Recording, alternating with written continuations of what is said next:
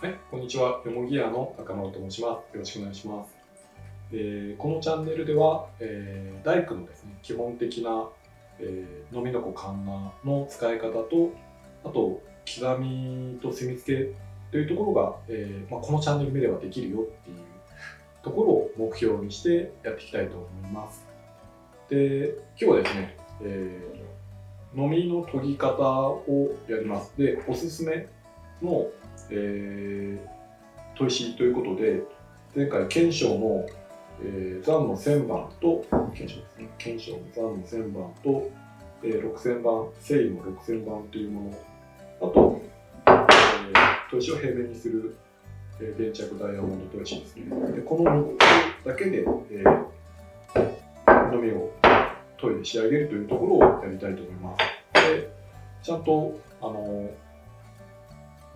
切れる刃がつけれると、この2つだけでもちゃんと切れる刃が作れるよというところをやりたいと思います。その髪の毛を、毛を剃れるだけではなくてですね、こういうふうにのみを当てていった時にその髪の毛とかを半分にこうスライスできる、それぐらいちゃんとした刃が、この砥石、この2つの砥石だけでもつけることができます。なのでまず砥石これから買うよという方がもしもいればですね、参考にしていただければなと思います。ではよろしくお願いします。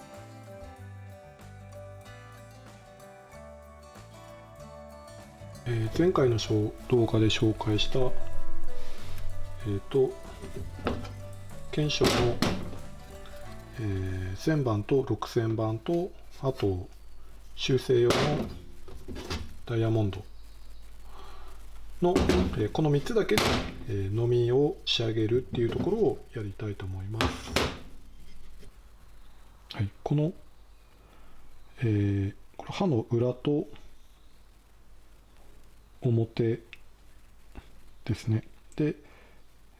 裏をまず研いでから表を研ぎます。で、裏を研ぐっていうのはこの、角の方ですね。この今光っているところを平らにします。で、大工道具は基本的に本当に真っ平らと真っ平らの組み合わせですね。なのでここは本当に真っ平らです。0.01 ミリとかもそういう単位で平らにします。で、ここ中すきといってくぼんでるんですけども、これくぼまさないと、とてもじゃないけどこれ全部平面なんで絶対無理なんですよ。なので、ましてや砥石こういう風に使っていくと角からどうしても削られていきますよね。その角の方が摩擦抵抗強いので。なので真ん中を減らして接地面積を少なくすることで、よりいい平面を作るとか、より平面を作りやすくするようにこの中すきというのをやっています。で、ここの面積ですね。ここの刃の先から裏すきまでのここの部分を、ここがなくなると、もう使えないので、これを幅広くしていくっていう行為が、裏押しって言われる行為ですね。ここを広げることを裏押しと言います。で、今回裏押しまではしないでも、で昔この裏押しっていうのは金板に混合車って鉄の粉振ってやってたんですけど、今もう砥石の精度上がってるので、もうああいう鉄板の板っていうのを使いません。もうこれで裏押しもします。人造砥石で、僕は小結のダイヤモンド使いますけど、これでも十分裏押しもできます。でこれで裏押しをして、その6000番とこれで裏押しをして、この幅も広げてっていうこともできます。で、僕はここ、昔の人はですね、その混合車自体すごい大変だったんで、ここを飲みは幅広く出しとけってよく言うんですよ。でも、でもここが広ければ広いほど平面精度下がっちゃうんですよね。こことここの平面精度下がりやすくなるので、僕はそんな広くしないです。その2ミリ、3ミリ、3ミリ多いかもしれないですね。2ミリぐらい。だいたいいつもこれぐらいですね。これよりちょっと短いぐらい。出してこれぐらいって感じですね。で、使っています。で、昔の人はなんか飲みは幅広くして、カンナは糸面、糸裏っていうんですけど、昔はその混合車でやるのがむちゃくちゃ大変だったんで、出すとき出しとけ。で、飲みはすぐかけるから、いっぱい出しとけみたいな話でその飲みを幅広く出せっていう話だったんですけど、今もう砥石の精度が非常にいいのでそんなに出す必要は僕はないと思っています。あとこれリサイクルショップで見つけてきたなんかダメな例というかあんまり良くないですねというので説明に使おうかなと思っています。はい。でまずこの裏押しは今回しないで裏を研ぐというところだけまずやります。で僕もこれ飲み2回に1回か3回に1回研ぐ表研ぎ切れなくなったらこっち側だけ研いで、3回ぐらいこっち側研いだらもうこっち側も全部1回きれいに研ぎ直して使います。でいよいよここがなくなってきたらまたそれは裏押しといて、まあ僕はここ叩く派なので叩いて出してまあ裏押しするっていうことをよくやります。その裏押し裏出しの方法に関しては、また別の動画で長くなるので別の動画で説明したいと思います。はい。ではまず裏から研ぎます。左右手を平らにします。で確認平らになっているかどうか確認分かりやすいように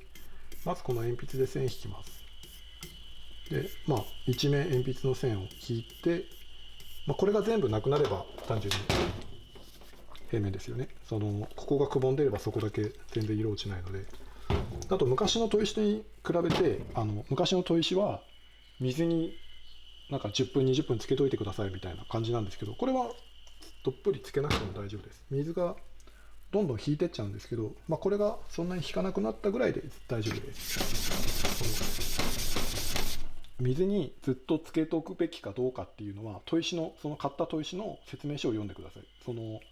水にずっとつけておくと変質して砥石の成分が変わってしまう砥石もあるしっていうのもあるので、砥石は水につけておくんだっていう話は昔の話です。なのでその砥石に合わせてその水につけるかどうかっていうのは、確認して使ってください。で今軽くやったんですけどちょっとまだこの辺とか鉛筆残ってますよね。でこれがなくならないようになくなるようにまず平らにします。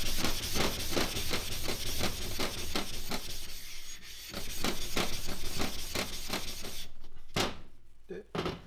あとこっち側にも回した方がいいですね。で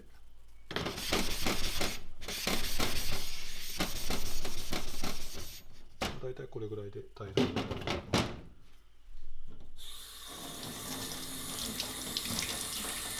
で慣れないうちは一回これで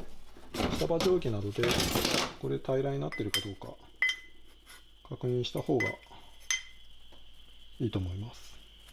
これですね。平らかどうかっていうのは定規を当てて確認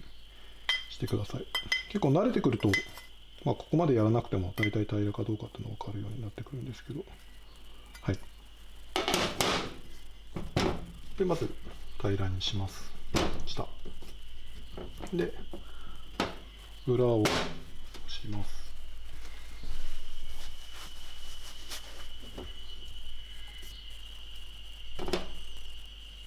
でこの刃先のこっからこの辺ぐらいまで1センチ2センチぐらいが平らになっていれば十分です。で砥石使えば必ず狂うので、同じところはそんなに使えません。これぐらいやったらずらします。でこっからこういうふうにやればやるほど誤差が大きくなるので小さく細かくこういうふうにやった方が、精度が高いです。なので小刻みにやります。でもここは使い終わったので次こっち側やります。ちょっと水足りないですね。あとこれめっちゃ便利です。これですね。ホームセンターとかにあるんですけどピューって見るこれめちゃくちゃ便利です。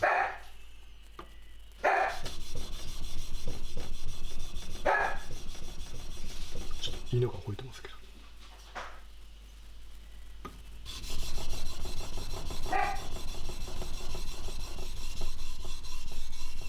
もう大体研いであるんで今回もこれぐらいでいいですかね。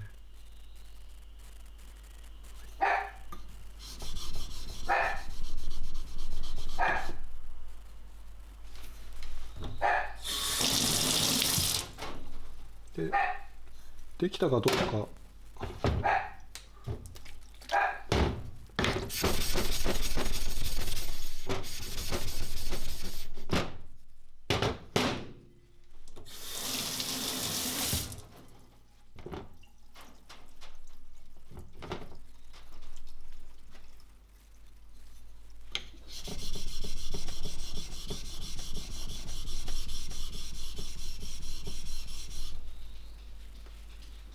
で、この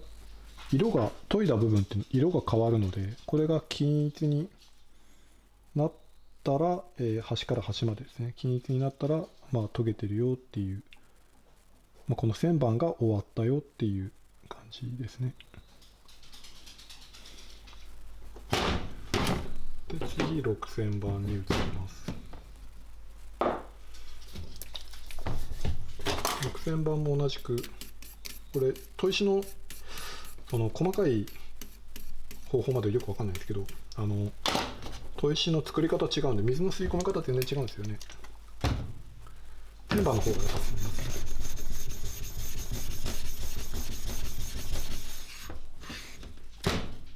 ぱりやっぱり中の方がくぼんでるっていうことですね。まあ前使ってるので中の方が若干くぼんでる。でこれがガリガリになるように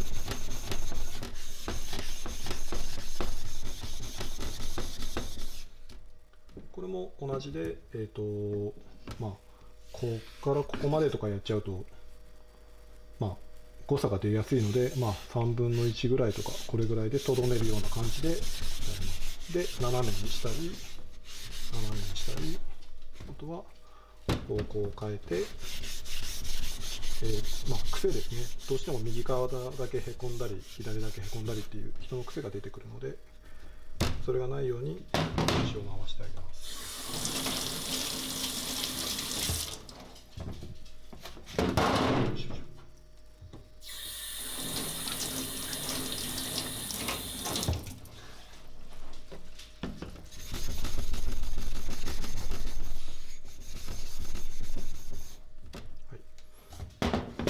平らになったら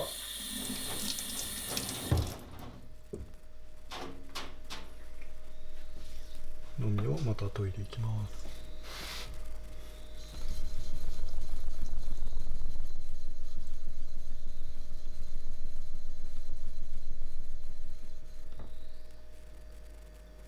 今だんだん色変わりましたね。ちょっと分かりにくいですね。こんな感じです。で研ぎ目が変わるまで今度6000番でこういうふうに研いでいきます。で僕の押さえ方はこうですね。こう持ってであと指で1本か2本でこういうふうに押さえるっていう、こういうふうに押さえて研いでいます。で意識としては、こういう動きをするのでどうしてもこっち側だけ前だけまあこっち側とこっち側だけが、削れやすくなっちゃうので、特にならないように力を入れすぎないように、まあ、なるべく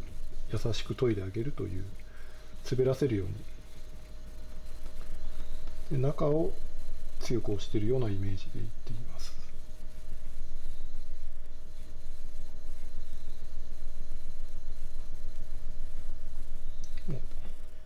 幅としてはこれぐらいですね。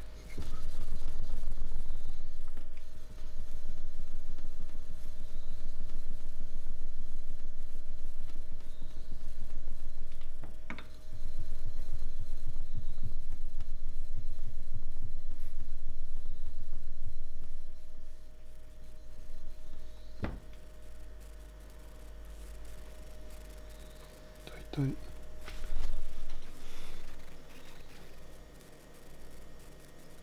こんな感じで、でもまだですね、こっち側の先の方がまだ白い、まだ線板の傷が残っているので、もう少しですね。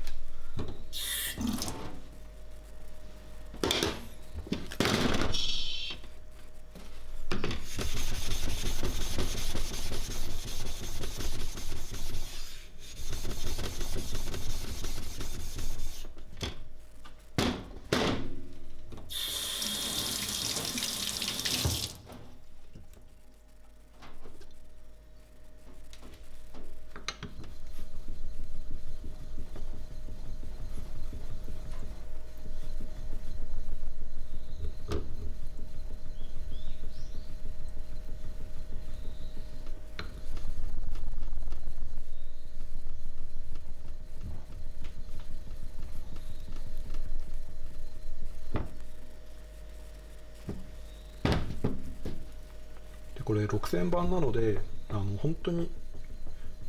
ピカピカのこう鏡面になるまではどうしてもならないです。でも、6000番でも十分切れますので問題ないと思います。でどうしてもピカピカの鏡面にしたいっていう場合は、1万番とかがあるとすごい綺麗になりますが、その平面じゃないちょっと曲がった線、1万番のピカピカよりもそのちゃんと平面の出てる6000番の裏の方が絶対切れるので、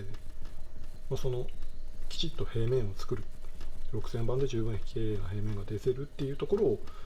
まずは目指すっていうところがいいと思います。まだ先の方ですね。でまた平面を出します。で毎回鉛筆で描かなくてもその傷がさっきのトグソですね、黒くなってる部分がなくなれば平面になってるはずなので、こんな感じでまた押します。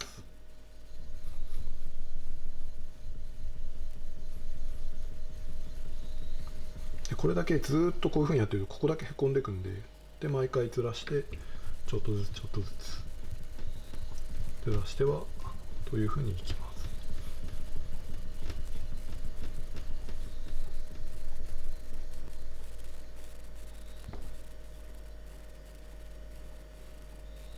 もうちょっとですね。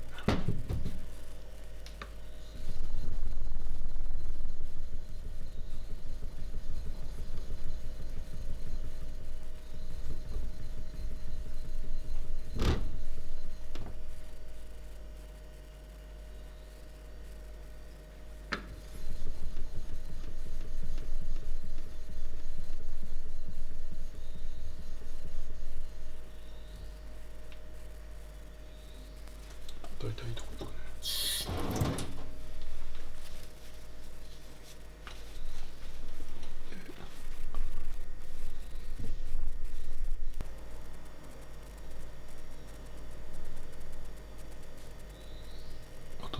この傷ですね、この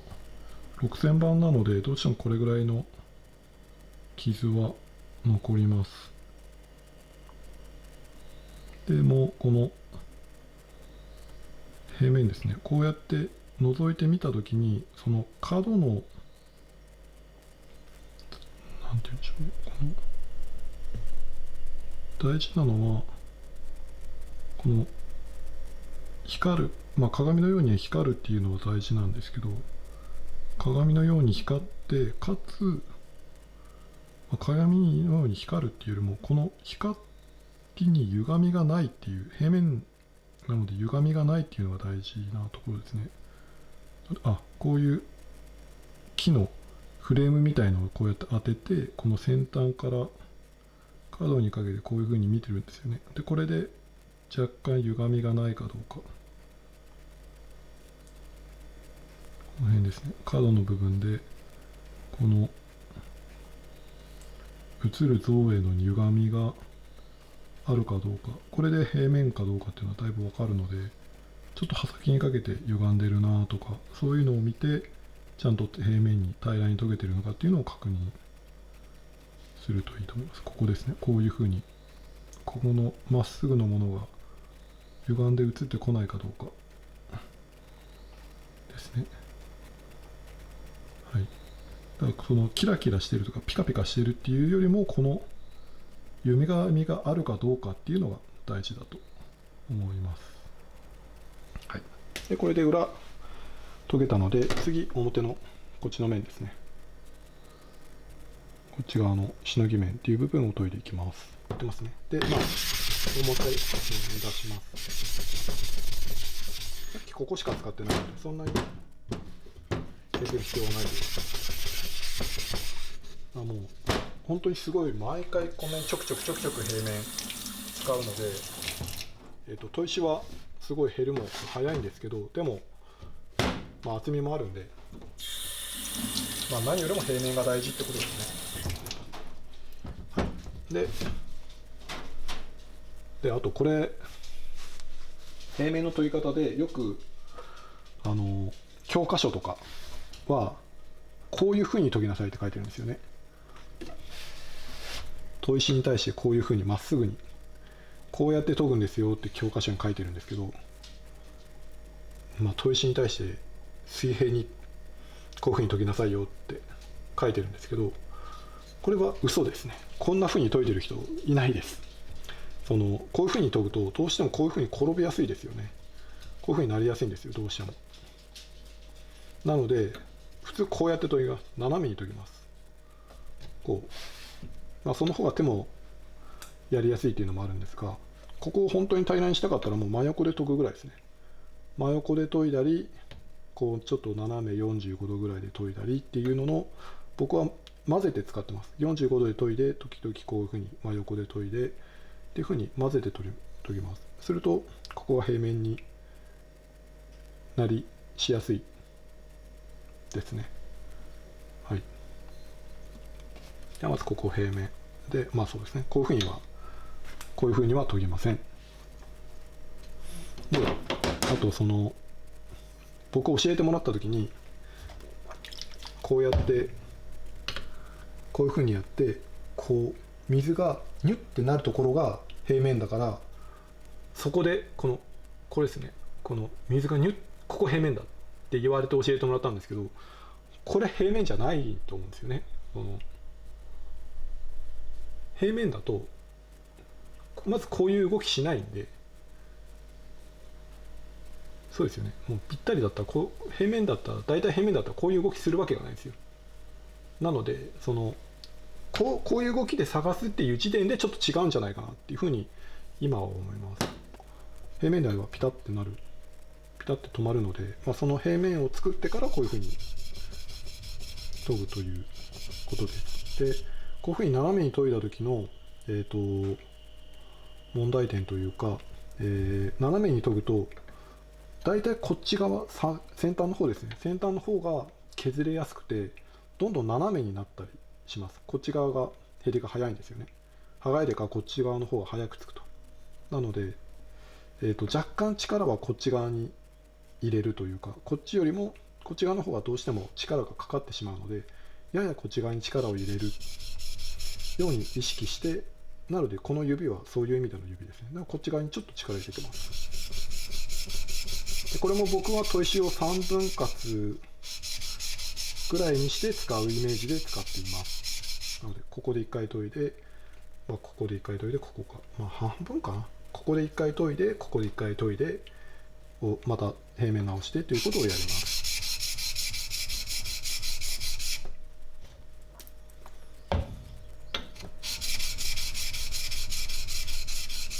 で、斜めに研いでるとどうしてもこういうふうに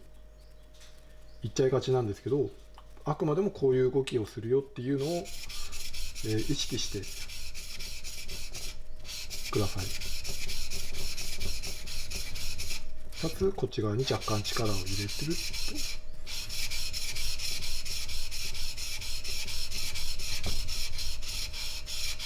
と。持ち方はこうですね。僕はこう持ってこういうふうに当てて、ここの人差し指でここと、あと左手のこっち側で押さえるという、この平面を押し付けながら、であまり力を入れるわけではなく、軽くこするという感じですね。でこれもストロークが幅が広ければ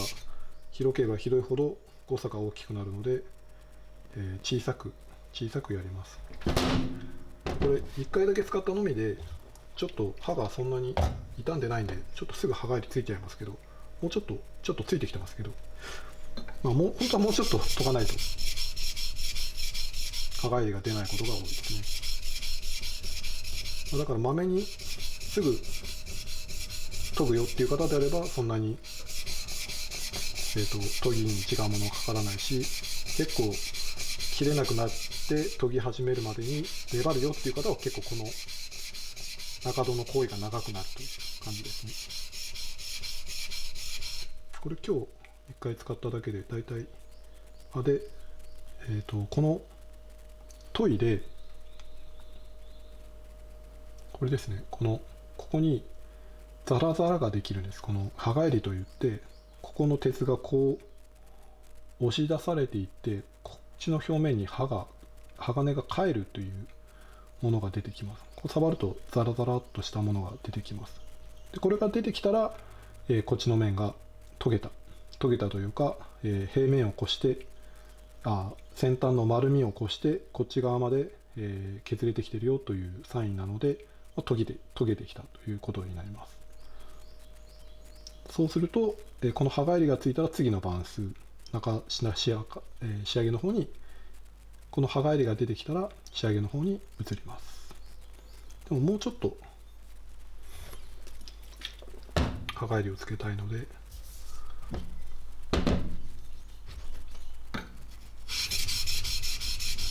この刃返りの具合ですよね。ちょっと触ってもらわないと分かんないんで、ちょっとそこが動画だと難しいとこだと思うんですけど、なんて言うんでしょう。僕はそんなにがっつり刃返りするまではつけないタイプだと思います。触ってザラザラっていう、これが均一に、もしもこれが均一に出てなくて、こっち側だけですね。こっち側が先に出て、こっち側が出てきてないということであれば、こっち側の方が削れすぎてる。逆にこっち側の力が弱いっていう話になるので、その辺もこの刃返りで自分の癖っていうのも判断できます。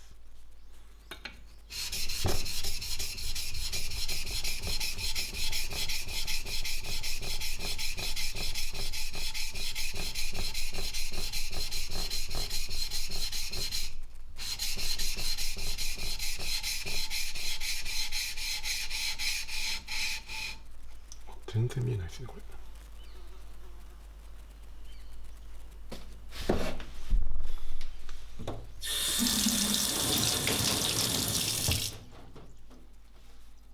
これで旋盤が終わりです。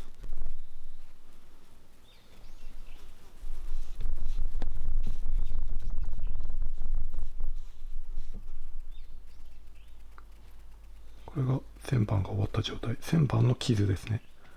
このザラザラした感じが旋盤の研ぎ目ですね。これは旋盤の研ぎ目です。次6000番で仕上げます。でこれ終わったら必ず平面出すっていう人もいると思うんですけど、僕は使う時に平面を出したい平面を出したいんですよね。人の好みだと思うんですけど、僕は、使い終わって平面出して次すぐ使うっていうよりも、使う時に平面に出してから使いたいんですよね。保管してる間になんか若干狂うんじゃねえかっていう気がするので、使う時に平面にします。なのでこれ今ちょっと研ぎ終わったんでちょっと狂ってると思うんですけど、この状態で保管します。この辺でこれで終わります。はい、で使う時に平面にするっていう、またこういう風に鉛筆でして、いや多分狂わないんですよ。多分そんなに、ね、何年も放置するわけじゃないんで狂わないとは思うんですけど、なんとなく気になるんで。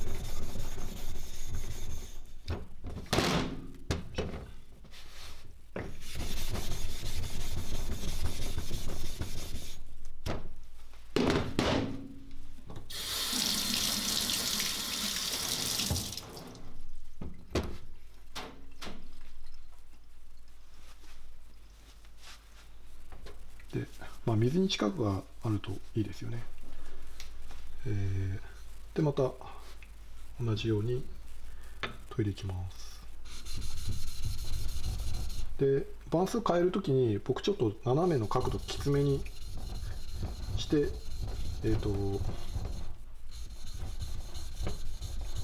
板数変えたときは斜めにわざとします。でそれは斜めにするとさっきこれで終わったので、こっち方向で終わったので、その縦傷が斜めの傷が入ってるのとこっち側にやると真横の傷になるんですよね。それで傷の入り方で、この縦の傷が残ってればまだ研ぎ切れてないし、これがなくなってくればどんどん6000番の目に変わったなっていうのが、番数が変わってきたなっていうのが分かりやすい、判断しやすいので、わざと番数こういうふうに変えます。であとこういうふうに横にして研ぐと長胴の状態でちゃんと平らに研げてたのかどうかっていうチェックにもなるので、もしもこれで真横に研いで全然刃の先っぽが砥石に当たってこないというのであれば、あまりうまく研げてなかったっていう話なので、またわざと中戸の旋盤に戻ったりとかっていう風にします。ちょっと見にくいですね。こうすればいいのかな。こうですね。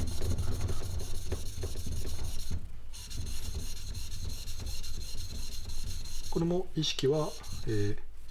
こうなりがちなのでこう斜めですね。今僕台に対して斜めにしてるんでめちゃくちゃなんか難しいですね。まあでもこういうふうにまっすぐまっすぐっていうのを意識して、あとこのガタつきがデデデデデデデデってこうガタつきが出てくるんですけど、それはなんかこう力を抜いたりとかスピード速くすれば速くするだけガタガタなりやすいので、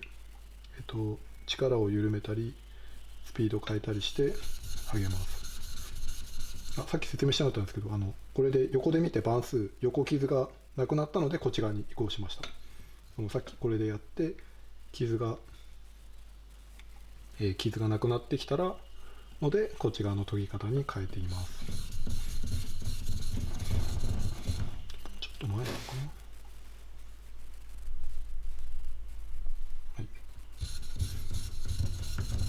な。もしもこの動画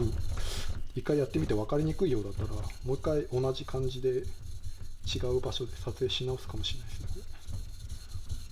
まあでもね、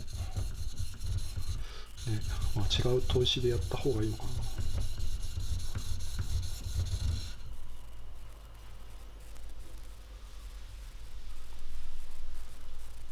で傷を見て、だいたいなくなってきたかな。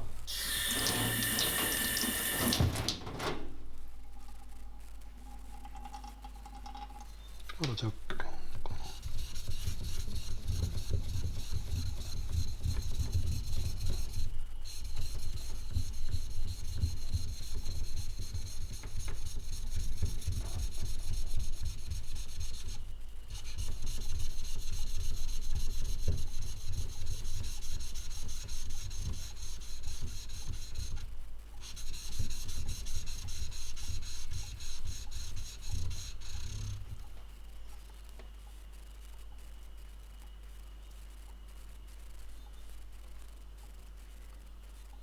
はい、だいたいいいですね。で表面が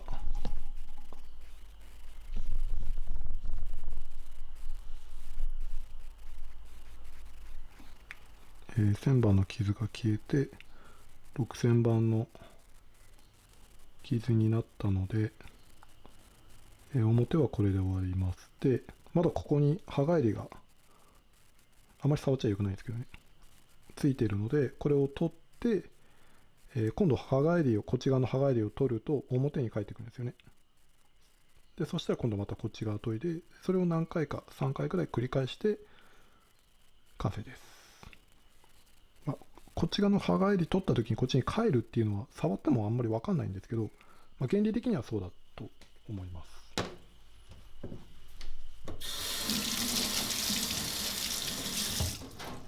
で裏の返りを取るときに、せっかく今裏きれいに平面出してるのに、今の使った状態の砥石で刃返り取ると歪んでしまう気がするので、歪んでしまうのでまた平らにします。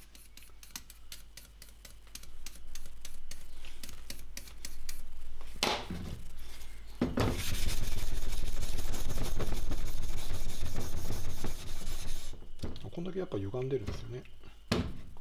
この鉛筆のここ鉛筆残ってるんですけど、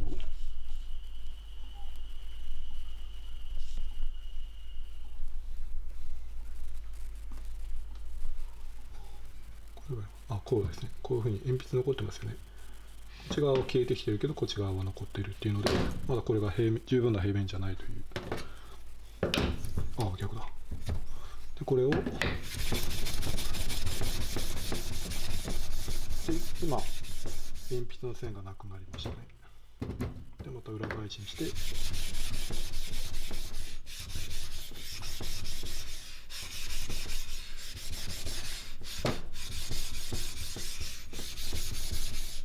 この縦方向だけやってると、こっち方向に歪んでくる可能性も歪んでくるので、たまにこういう風にもやってあげてください。さっきわざとなんかこういう風にやりながらやってるんですけど、こういう風にやってこっち方向の歪みも、取るよ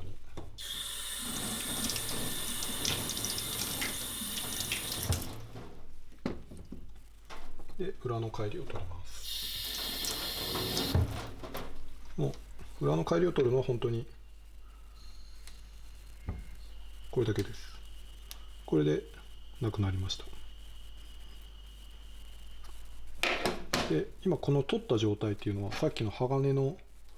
帰りの細かい粒子がここにいっぱいついてるはずなんですよね。でこのまま使うとこれジャリジャリして刃先傷つくので、これ一回流します。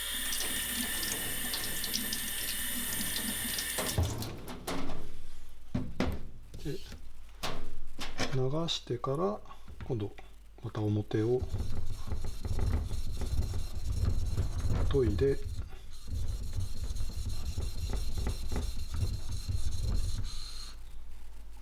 裏をまた帰りを取って、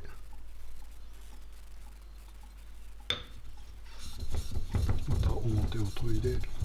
これを何回かやります。でどれだけやればいいのかっていうのは何とも言えないんですけど、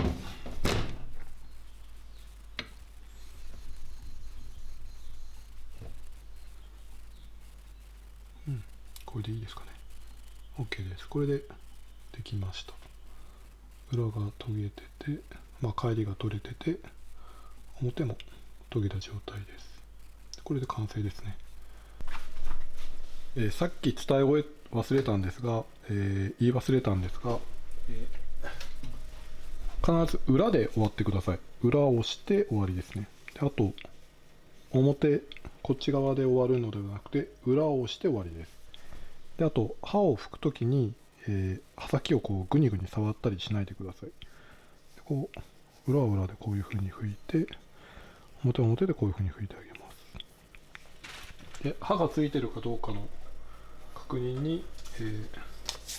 ういったコピー用紙をこうやって、でこれで見るのは切れるかどうかではなくて、この刃の入り方ですね。この抵抗がなくさっと入るかどうかを見て、刃がついてるなっていうのを確認してください。はい。うまく研げてるかどうかの確認はこういう鏡面ですね。このピカピカしてるかどうかではなくて、ここの映る像に歪みがあるかどうかなんですね。6000番なのでそんなにピカピカにはならないんですけど、ここの歪みがあるかどうかっていうのは確認できます。でこれで、ちゃんと研げてるかどう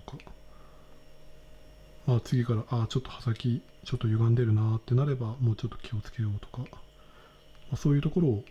これで表面で見て、次の時に、こっち側の方が歪んでるなとか、こっち側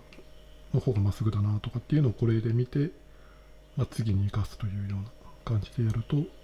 いと思います。こっちも同じですね。裏も同じように歪みがないかどうか、綺麗にまっすぐ刃先までここの光からこう見る感じですね。こういう風に見て歪みがあるかどうか。若干刃先にかけてちょっとスパッといってないかなという感じがしますね。そこはまだまだ練習が必要だなと感じています。はい、こんな感じです。これで以上、のみの研ぎ方でした。はい。